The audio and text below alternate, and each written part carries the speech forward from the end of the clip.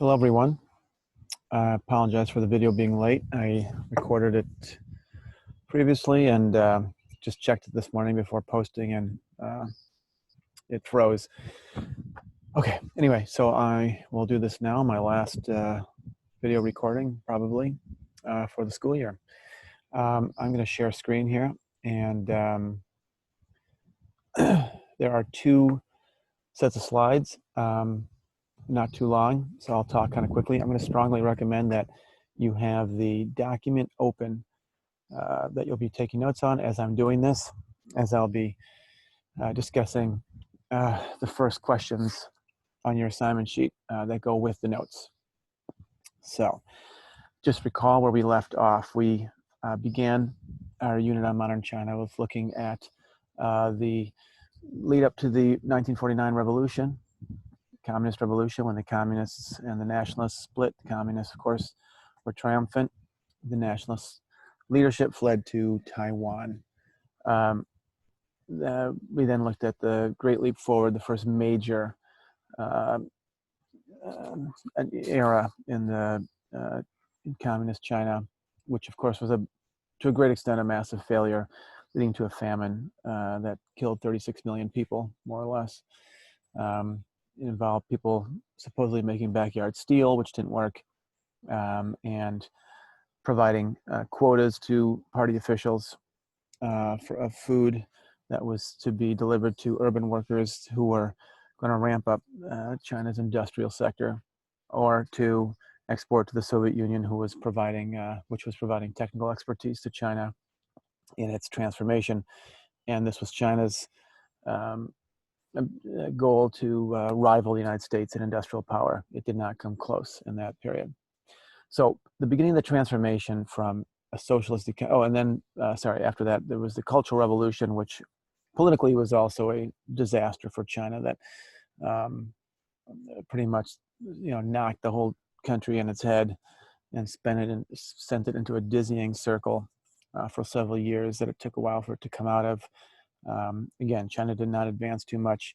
It was being led almost entirely by ideology, an ideology that was extreme, recalling the Reign of Terror in the French Revolution. That also removed a bunch of people your age from school, sent them out into the countryside to work, to do ideological work, and then suffered for a lack of education, and again, weren't able to turn that education back into productive value. Mao dies in 1976, and within a few years, Deng Xiaoping, who becomes the next major transformative figure in Chinese history, takes power. So we're going to look at the years under his rule in this week, and then China today, just briefly. I wish we had more time, but this will give you a really strong foundation in understanding modern China.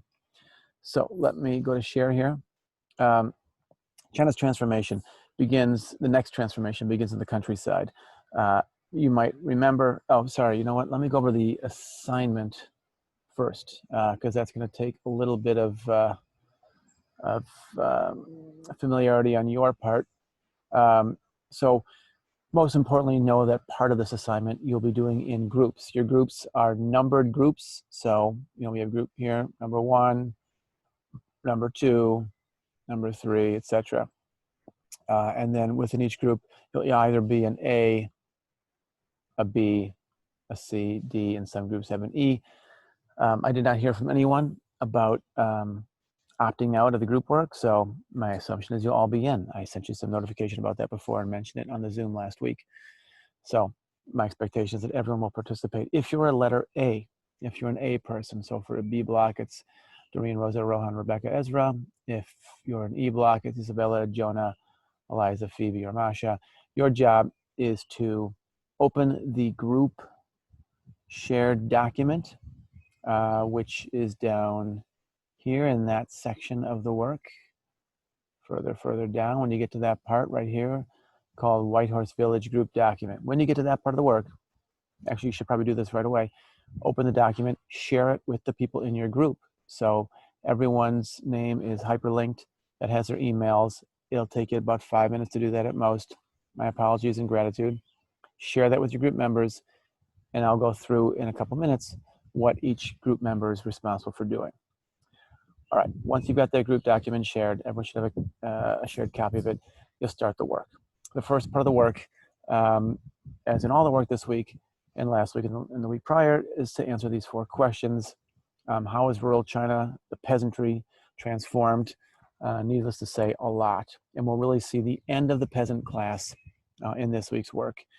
China has all but eliminated its population living in extreme poverty. I think it's about 1% now that does, which is perhaps unprecedented in human history, to move so many people from poverty, particularly extreme poverty, into being food secure, housing secure, and even middle class. And of course, there's some millionaires and billionaires.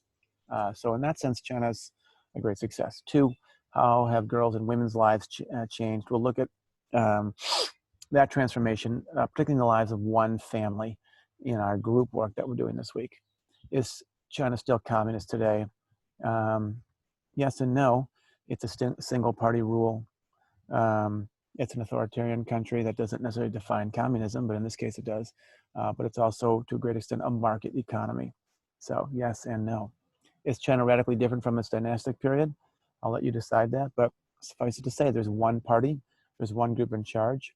The current leader, Xi Jinping, is in power until he decides he no longer wants to be, perhaps when he dies. That has a bit of a dynastic quality to it. He's chosen by his party, not by election. So in some ways, China, through all its transformation, in many ways, hasn't traveled very far at all. In other ways, it's a completely different place. All right, the notes linked to this video recording will go right here, but I just mentioned that I have to re-record, as it says here, because, I don't know, something jammed up in the first video. But you also have links to the notes right here, okay? So these are the questions I'm going to go over in the notes. If you want to have those open right now, you can write as I talk. All right. You'll then spend the largest part of this week's work is probably going to be a continuation of that video you've been watching, China, A Century of Revolution. It's probably about 45 minutes worth of viewing, about 2 to 3 questions for each little segment here. This is the rise of Deng Xiaoping. That's D-E-N-G and then X-I-A-O-P-I-N-D, Deng Xiaoping, and my perfect pronunciation of Mandarin. The second section here is on the household responsibility system, the transformation from collective and commune to market system in the agricultural sector. I'll talk about that in a moment.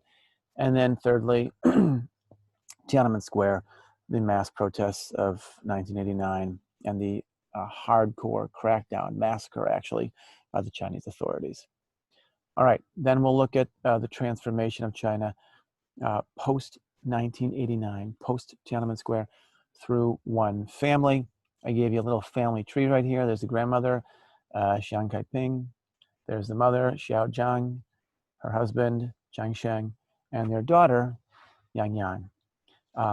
This information, you'll get to answer that, all comes from a BBC website or subsite called The Village and the Girl. There's a little introduction to that right here.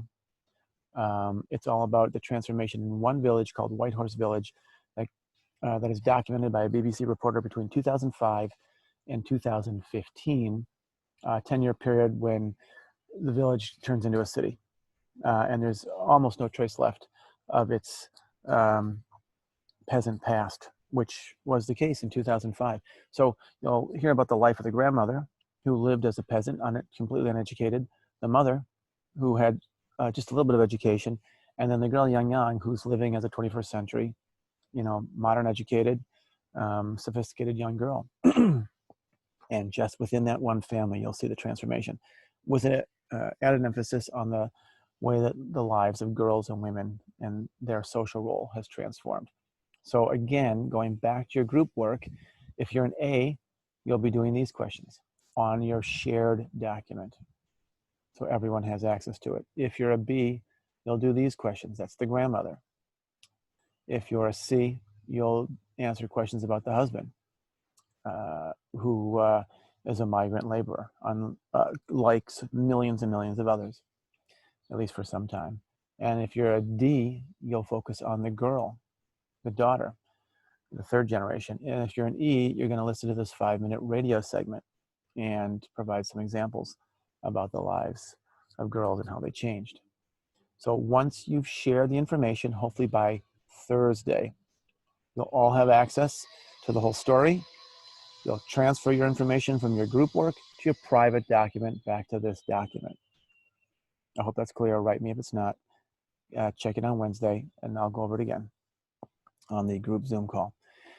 Not starred, but this is an area for you to, on your own, summarize all that you learned from your group contributions about how China has changed very rapidly in this 10-year period, specifically on the BBC website. The next are a bunch of items that are not starred. I'm recommending that you read one of these articles, but if you're into China and if you're into understanding the world, read more than one. The first one is a bit of a long article, but they're all really, really excellent, really good pieces, and all fairly current in just in the last couple of years, these articles about China's economic transformation with regard to climate and emissions, flooding, food. These are big issue pieces that are about, the world's transformation and China's role in it.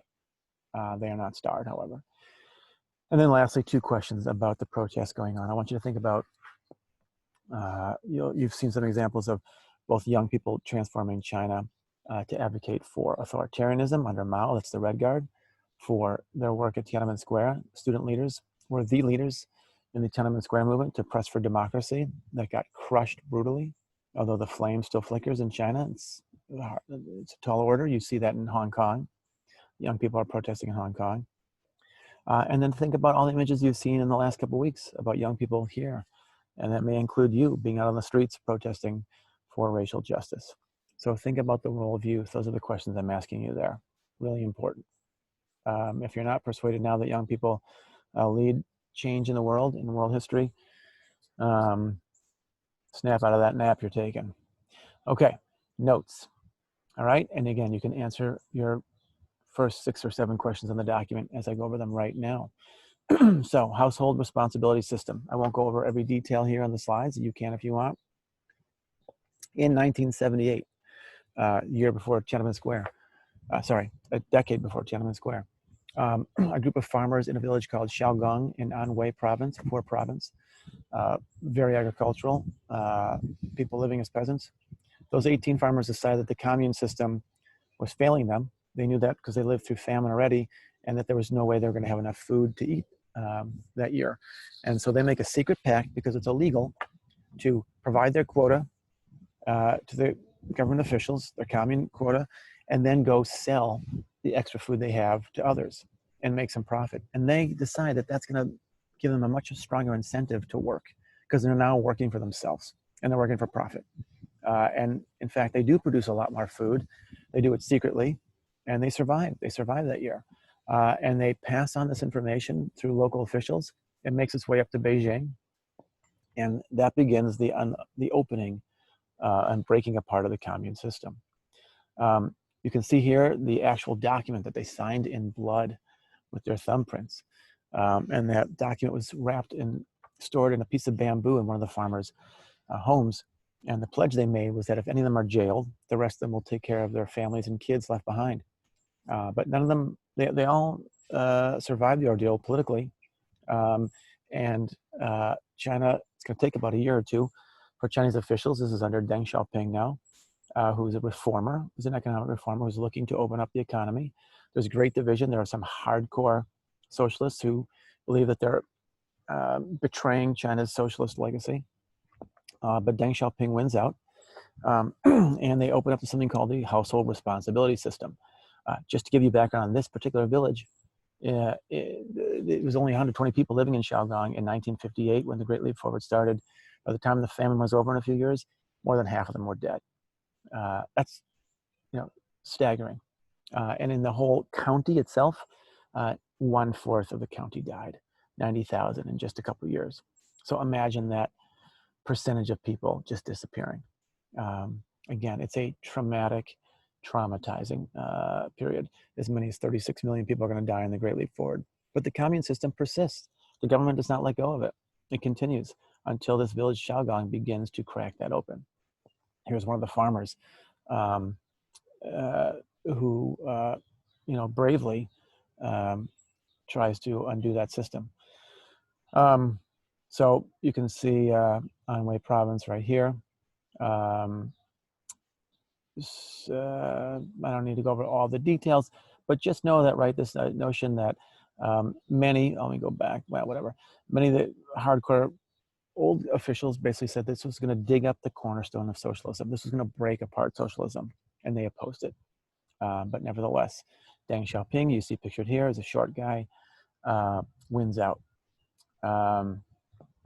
Let's see if I have anything else. This is Xiaogong Village today, which is, a much more modern and high-tech kind of village. This is in Anhui province, not Xiaogong Village, but you can see remnants of a peasant past, someone carrying water the old way. In the back, dozens of these high rises. Again, a village turning into, in just a few years, into a city. Okay, so that is the household responsibility system, which is the system that allows farmers, once they've met their commune quotas, to produce and market their food privately. All right, second set of slides will take us into Tiananmen Square and beyond. The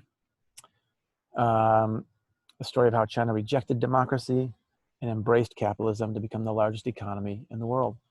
So 1989, one of the reformers who's alongside of Deng Xiaoping, Hu Yaobang, dies. And he was very popular among the young. They saw him as a reformer. They saw him as someone who was opening up China to more, to provide more space for free expression, for rights. So they're mourning him in a big way in Tiananmen Square. And it's that mourning process that turns in mourning. It turns into the massive protests that become the Tiananmen Square massacre, or put another way, the Tiananmen Square call for democracy, both those things. So the mourning morphs into mass protest. They're demanding rights, they're demanding freedom, they're demanding free expression, a more transparent government, one that people can see what their government is doing. It's not all done with one party that controls everything. 1 million people within a few days end up in Tiananmen Square, not just students who are the leaders, but doctors and lawyers and plumbers and people, nurses, people from all walks of life are there. People of different, multi-generation. The students' protests spread to other cities, and in Tiananmen Square, hundreds of them go on hunger strike, demanding their rights.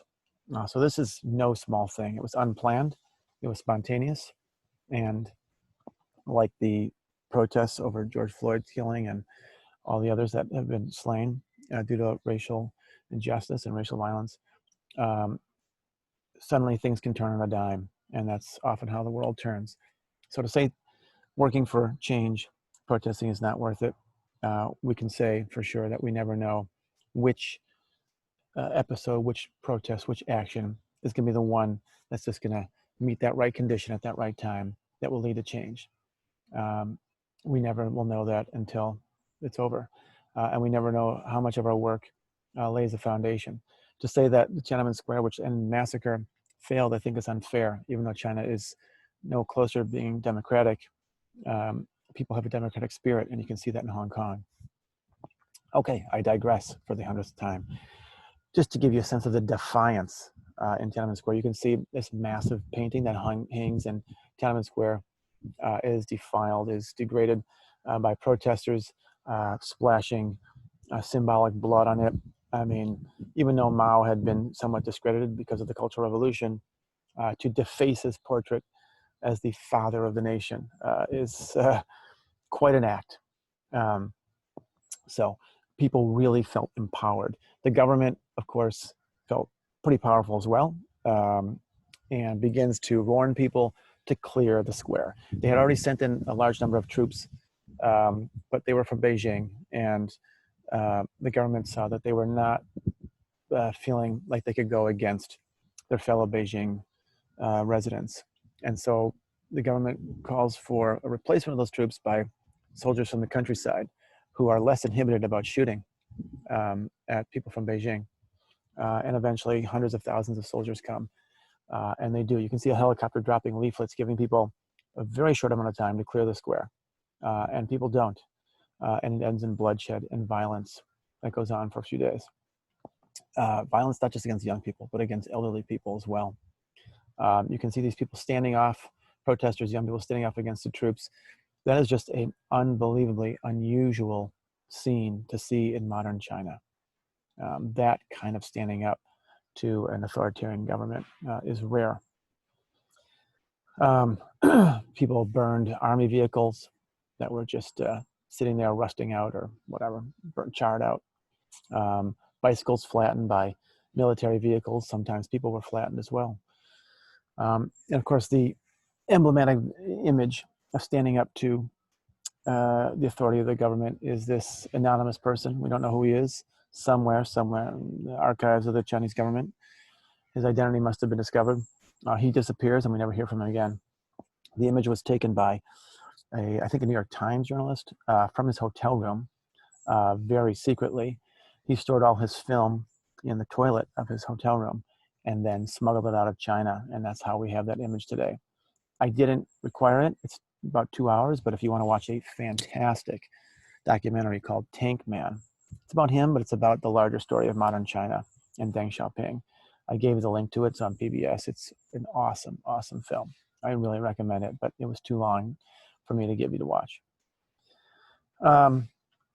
Okay. So Deng Xiaoping, who rules from 1978 to 1992, 1989 is when the Cold War really begins to collapse. And he looks around and he sees Yeltsin and Gorbachev and the Soviet leaders essentially handing off control and revolutions breaking out in Czechoslovakia, peaceful, in East Germany, and more chaotic in the former Soviet Union and Russia. And Deng and his leaders, his fellow party leaders, say, there's no way we're going to have that kind of chaos. We are going to maintain control. We're going to manage transformation to capitalism, but we are not going to disband the party. And so he looks to the Soviet Union and sees that fall apart. China does not do that. They do not fall apart politically. They hold it together. It will take Deng ordering troops into Tiananmen Square to order a massive and violent crackdown to quell the protesters. But they hold on to power. And of course, the Communist Party is still in power. By now, Xi Jinping, the current leader, a serious autocrat who has essentially given himself the authority to rule for life. So we are seeing China move towards more communism and more autocracy. They have billionaires who have given up their rights.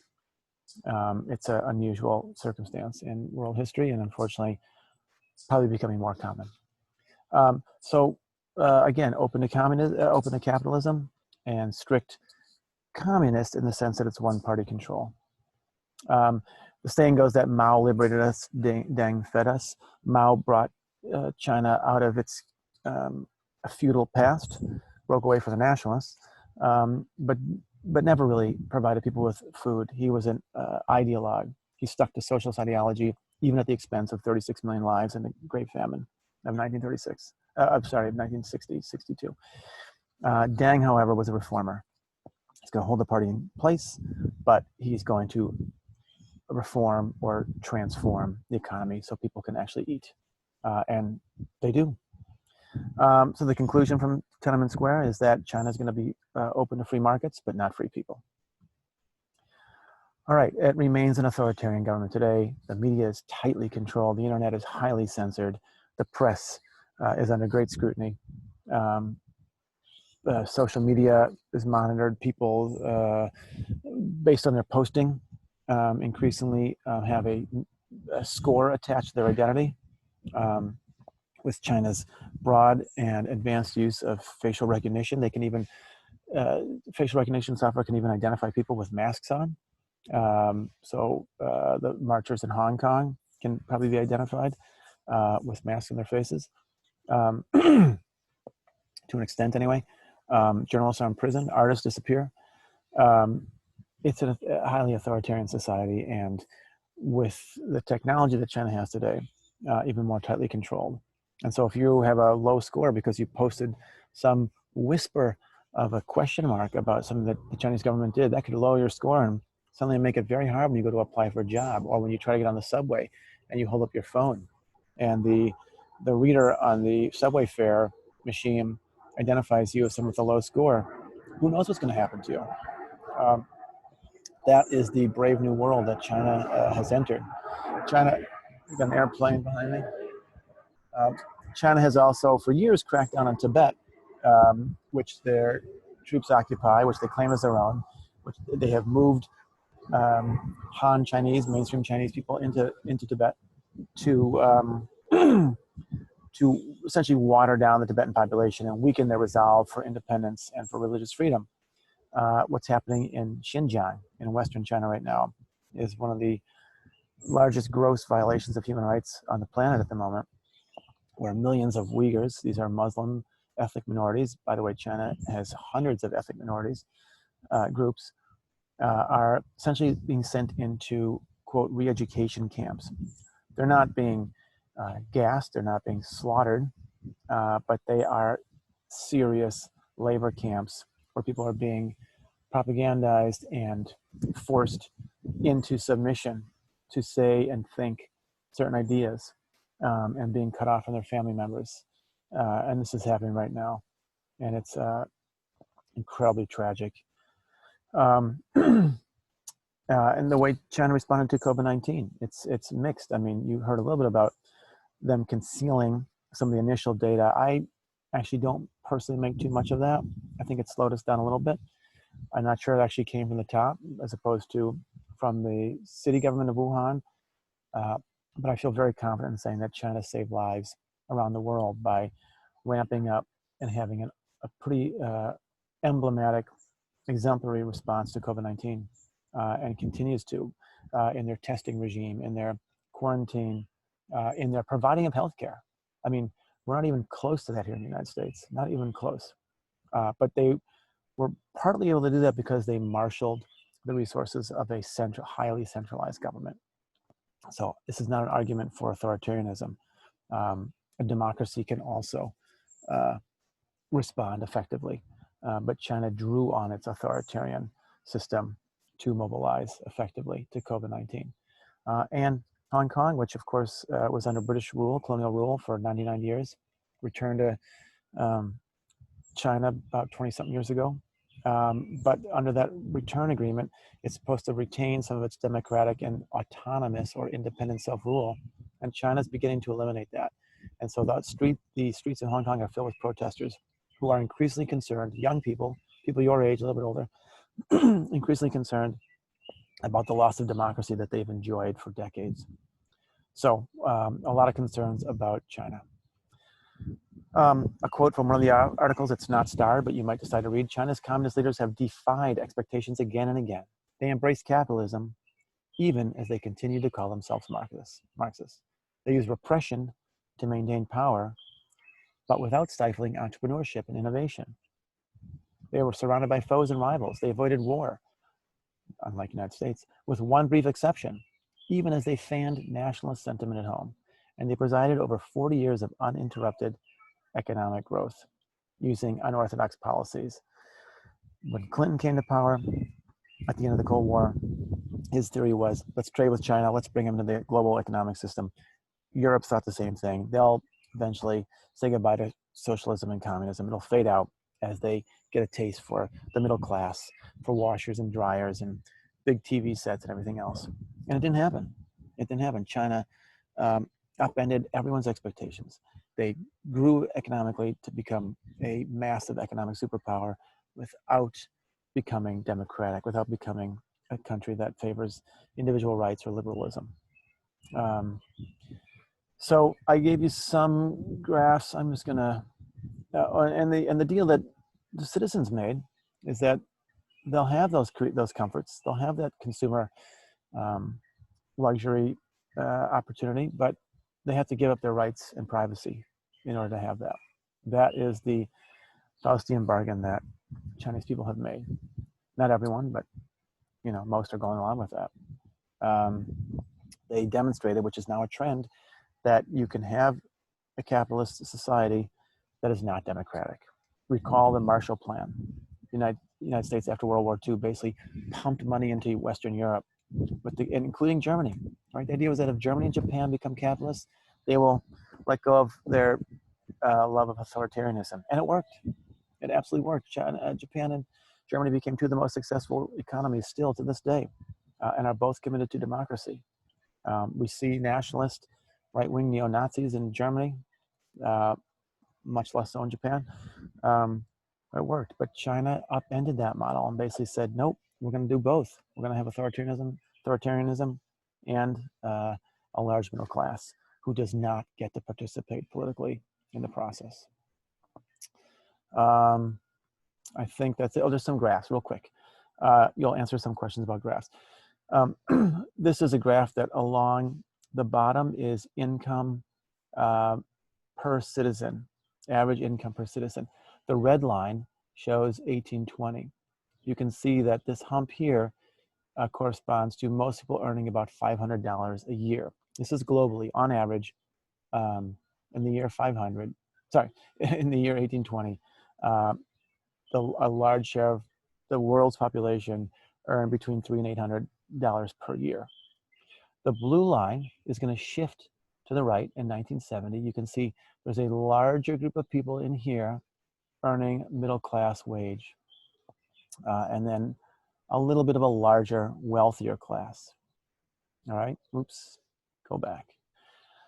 And then 2000, you can see a very large middle class, right? The world's population really hovers in the middle, and there's plenty of people who are wealthier. This green line is again a world average, but much of this is due to China moving people into the middle class. So China's economic transformation is a global transformation. We all are shifted by this. Complicated graph here, but this is the economic geographic center of the world. So if you average all incomes and productive value and mapped them out, they'd kind of weigh in this area 1,000 years ago. So near Asia, essentially, right? India and China. As the Industrial Revolution happens, 1820, 1900, right? The economic center moves towards Europe. World War II, Europe crashes, and the economic center is really much closer to the United States. The United States is pulling its weight. And then as China begins to industrialize, and India to a lesser extent, right, the economic center moves back to Asia in the 2000s. This is a 2,000-year graph. China is in red, India is in orange. You can see 2,000 years ago, the bulk of value in the world was created by China and India. Now, again, there's large populations. You expect them to be larger. Here's the United States in green. Here's its economic industrial revolution, taking a larger share. This graph now is, about 12 years old. So China's share would be larger. But China and the United States are the two largest economies in the world right now. Think of just in a generation how China went from cultural revolution to economic powerhouse. 1980, average Chinese person made 1/42nd, or I should put the other way, the average American made 42 times the amount of income as the average Chinese person. By 2015, the average American made only 4 times as much as the average Chinese person. Not only because China's wages are going up, because average American wages have been dropping since the 70s. Yay, not yay. Just about last year, although China's only about 20%, maybe now 18% of the world's population, this graph's probably about 6 years old, something like that. China was consuming 60% of all world's concrete, half the aluminum, half the nickel, right? And they're building their economic growth, right? Half the copper, almost half the steel being produced in the world was being consumed in China. 12% of the oil. Of course, huge coal, although China's beginning to pull away from coal, recognizing the absolute destructive use of coal. Their air is horrible. I don't know it from experience, but just, because it's public knowledge that the air quality in Chinese cities is horrendous, partly because these cities are millions and millions of people big. Um, so China is just a massive powerhouse, and they're making their impact felt around the world. So here you can see that China uses almost half of the world's coal. All right, I'm going to stop there. Folks, please be online Wednesday in our Zoom call. And again, extra session if you want on Thursday. Get that group document going. Email me with questions. Be well, and I'll talk to you all soon. Take care.